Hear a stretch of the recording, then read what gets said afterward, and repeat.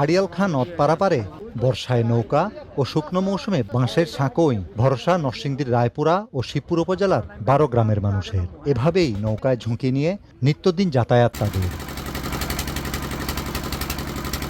প্রায় ৪ দশকেও এই স্থানে প্রত্যাশিত সেতুটি নির্মাণ হয়নি। রাজনৈতিক প্রতিহিংসার কারণে সেতু নির্মাণ হয়নি বলে অভিযোগ অনেকে। ৪০ বছর ধরে এই কষ্ট করতেছে, আমরা জনগণ কষ্ট করতেছে। রাজু মিয়া ইলেকশন রাজই আর না আপনার কয়টা ভাড়া কুফে ওই ডিপি গুলো পাইবেন না ভাড়া মাটি তুলা কয়টা ইয়া হইতো না, সেকশন হইতো না, এটা মাটি বালা না, বুঝলেন না? এটা করে তো আমরা এই ফুল কাটটা দেয় প্রতি বছর করছে। আওয়ামী লীগ সরকার গেল ১৭ বছর, এরপর আরো অন্যান্য সরকার গেছে, এরা খালি আশ্বাসই দিল। আশ্বাসের ভিতরে দেখা গেছে কি আজ পর্যন্ত ব্রিজ হয় না।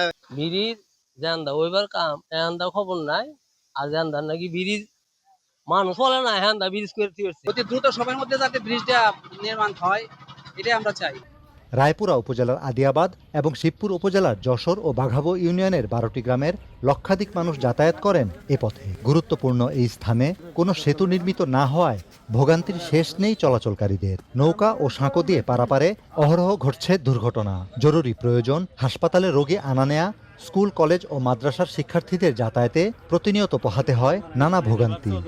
লক্ষাধিক মানুষ দৈনিক এই নৌকা এবং বাসের সাঁকো দিয়ে চলাচল করে, যার ফলে ইমার্জেন্সি কোনো রোগী আসলে আমরা নরসিংদী সদরে নিয়ে যেতে পারি না। এই ব্রিজের কারণে রাস্তায় রোগী মারা যায়। বাচ্চারা ভাই রুগী নিয়ে আসছে অনেক অনেক মানে ব্যাপারটি খুবই কঠিন। রুগী নিয়ে আসলে এখানে আসতে পারে না, আমরা যেতে হয় ঘুরা। তো ওখানে একটা মানুষ আছে, প্রায় ২-৩ হাজার ছাত্রছাত্রী এখানে আসা যাওয়া করে, ব্রিজটা হইতেছে না। আমাদেরকে আগে যে মন্ত্রী এমপি ছিল অনেক আশ্বাস দিচ্ছে, হইতেছে না।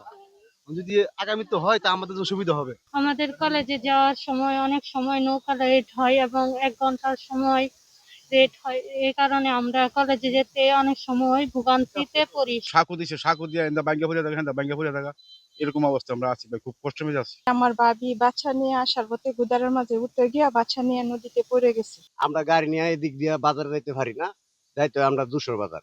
তো ব্রিজ হইলে রাধাগঞ্জ বাজারের উপকার, আমাদের নয়াচরের উপকার, সব দিক দিয়ে মানে উপকার।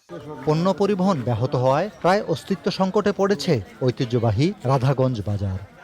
রাধাগঞ্জ বাজার বলে, এটা খুব প্রাচীনতম একটা বাজার।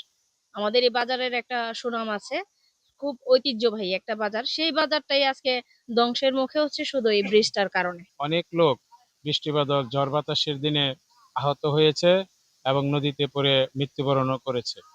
আমরা দীর্ঘদিন বিগত সরকারের এমপি মহোদয়ের কাছে আবেদন করেছি, তিনি আশ্বাস দিয়েও আমাদেরকে অনেক কালক্ষেপণ করেছেন, কিন্তু বৃষ্টি আজও নির্মাণ হয়নি।